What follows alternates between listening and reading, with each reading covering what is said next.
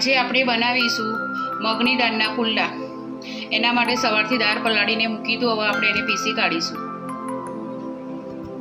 એના માટે લસણ, મરચાં અને આદુની પેસ્ટ બનાવીશું. આની સમારીને મૂકી હવે પેસ્ટ બનાવીશું. આ છે મગની દાળ. સવારે પલાળીને મૂકી હતી, ફોતરા કાઢીને કમ્પ્લીટ કરી. જો આપણી દાળ પડી ગઈ છે, હવે એને આપણે પીસી લઈશું. એના પુલ્લા બનાવીશું મગની દાળના. જો આપણી મગની દાળનું બેટર દળીને સરસ પુલ્લા માટે તૈયાર કરી દીધું. જો હવે આપણે એમાં લસણ, આદુ, મરચાં હવે આપણે એમાં મસાલામાં થોડી સહેજ હળદર નાખીશું, ધાણા જીરું અને સહેજ મરચું, લીલા મરચાં, લસણની પેસ્ટ વધારે છે, એમાં થોડું મરચું ઓછું નાખીશું અને મીઠું, કોથમીર. આપણે લસણ, આદુ, મરચાંની પેસ્ટ બનાવી છે નાખીશું.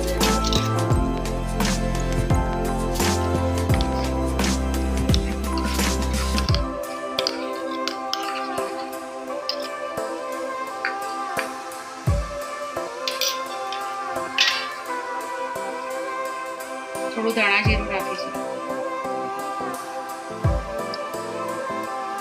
થોડું મરચું નાખીશું, થોડી હળદર નાખીશું,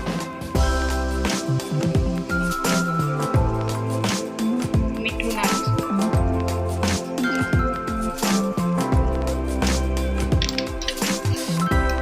આપણે કોથમીર સમારી નામ હતી એને મેં નાખી દઈશું. ધોઈ સાફ કરીને મૂકી દીધું.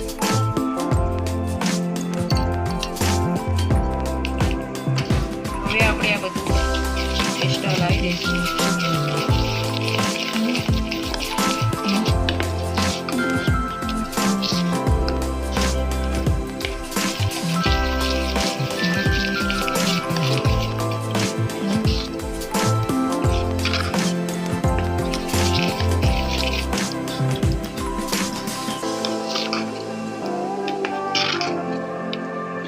જોઈ શકો છો આપણે એટલું તૈયાર થઈ ગયું.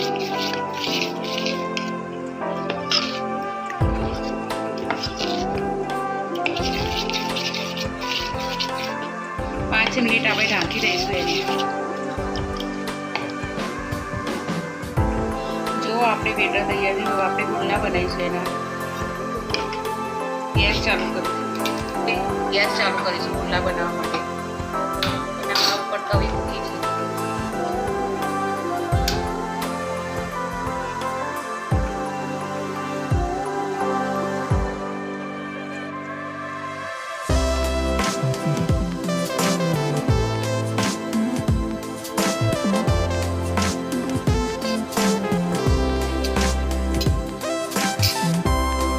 ઉપર થોડું તેલ નાખી દઈશું અને ચોટે નહીં.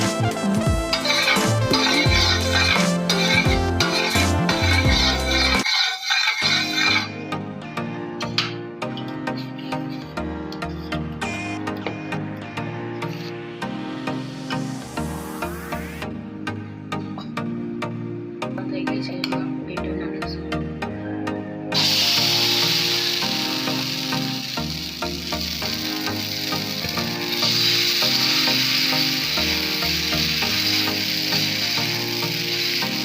કરવાના સરસ પતલા.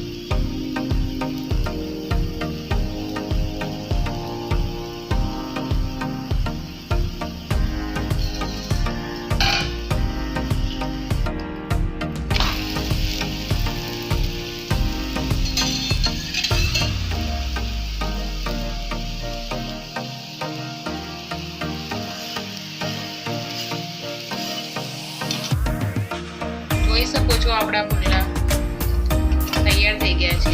એકદમ પતલા અને સોફ્ટ, ખાવા માટે બી સારા. તો આપણી મગના દાળના